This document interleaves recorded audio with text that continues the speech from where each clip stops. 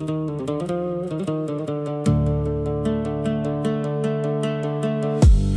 qədimi oyattım, dərdi nihana sarılana, ruhumu cərrə toxudum, çərxi fələkdən qaçana.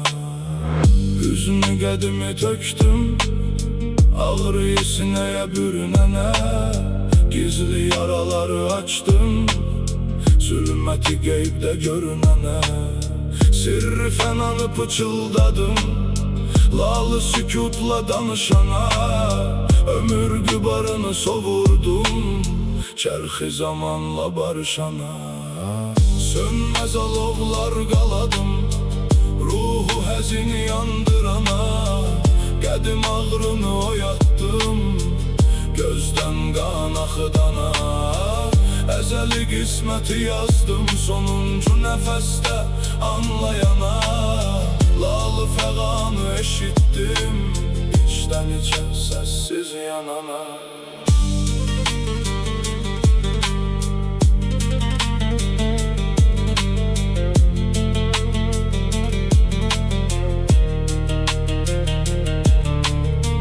Qaməti ömrü əydim, kədəri fələyə bükülənə, külü vücudu qatdım, qətrəyi işqə tökülənə. Qeybi məqamı göstərdim, nalə-i şərərdə itənə, dərdi əzəldən danışdım, sirri nihanda boğulana.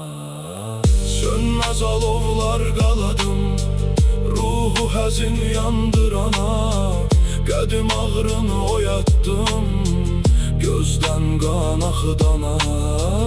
Əzəli qisməti yazdım, sonuncu nəfəsdə anlayana, lalı fəğanı eşitdim, içdən içə səssiz yanana.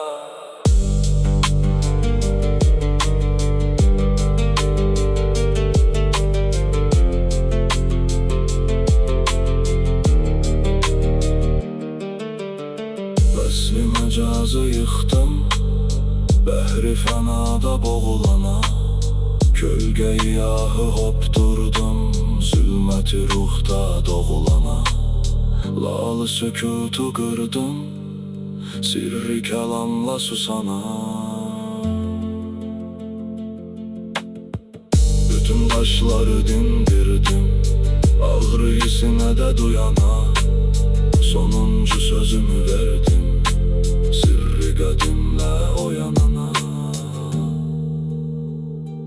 Lal qaldı cahan, sirri fənaya varana.